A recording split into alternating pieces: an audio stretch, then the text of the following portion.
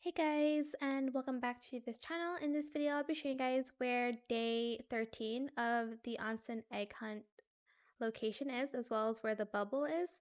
So go to Vanya's store, like near the beach. So I'm here, like on this beach. So this is the lake point, and the egg will be on top of the like shop.